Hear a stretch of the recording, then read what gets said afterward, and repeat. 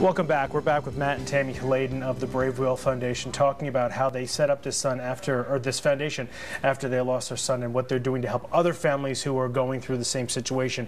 Now, what you're doing, the end result of what you're doing is going to help Albany Med's Journeys program, which you said it deals with what you've been through, was actually already in the works when this happened with you guys. Yeah, we kind of unofficially were a benefit of this program. It didn't become official till recently, but that was really the type of care that Tammy had mentioned earlier. It was what we got without calling it palliative care. It was kind of part of something. Now it's a formal program, and that's really where we're aligning ourselves with Albany and trying to provide the support they need.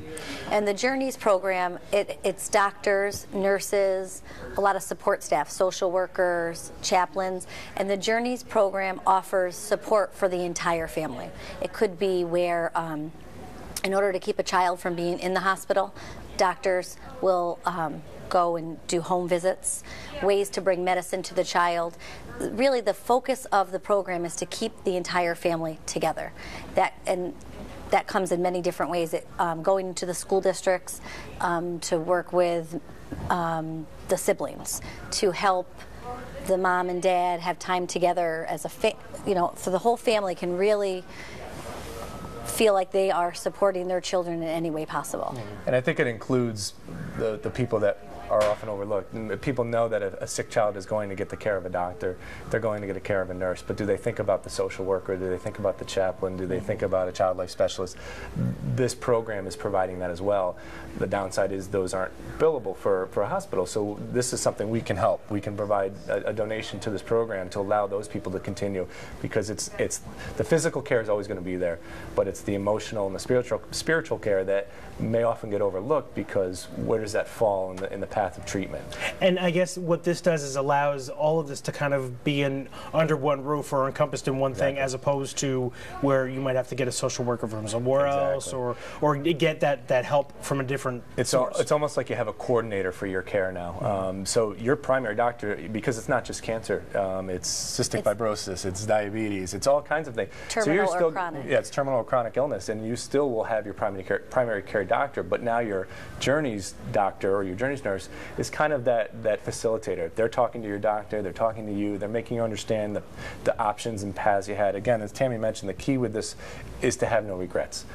You know, when all is said and done, regardless of the outcome, you want to make sure you made the wise choices, and this program helps you through that, because, as we know, it's extremely overwhelming. You just don't know what the right choices to make. Now there's people who can help you through that, and they can have that conversation with your doctor, with the primary care doctor. And I guess it's interesting too, because for so long, you hear about helping families when they've got adults are sick, or when older children are sick.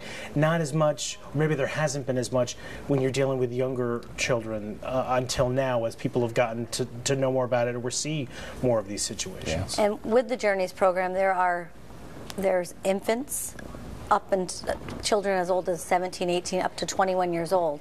So they're really encompassing any child that comes through Albany Medical, through the Children's Hospital, that needs support.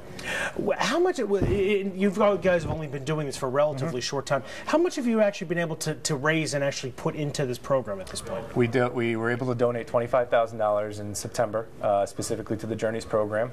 So that was our first major donation. We've been fundraising since that time to continue to look to do another donation this year. We've been talking about some other ways that we can help. We would love to see at the hospital the creation of a pediatric hospice room. We call it the Brave Wheel room, selfishly, but we'd like to see a pediatric hospice room for the families that may decide that this is where they want to be with their child when he or she passes. So a place to go that doesn't feel like a hospital. So we've been talking about that. That's something else we're raising money for that would eventually go, and we're talking about another outreach program. You want to talk about that? For Matt and I, the anniversary of Will's death is a hard day for us. We don't really know what to do on that day. And we are assuming many other families feel the same way. Families we've spoken to, some go to a favorite restaurant of the child. In our case, Will was too little. He didn't have a favorite restaurant to go to. It got us talking about what can we do to commemorate their Angel Day. And so we're trying to come up with different, an outreach to maybe provide dinner for a family at the favorite restaurant. Provide a tree to come and have it planted for them, or just to leave it and they can do what they want with it, but we can provide the funding for them to make that day whatever they want it to be. What's really great is we have a board of 16 board of directors on our foundation board that are so enthusiastic. They were doing it about us. Initially it was about Will.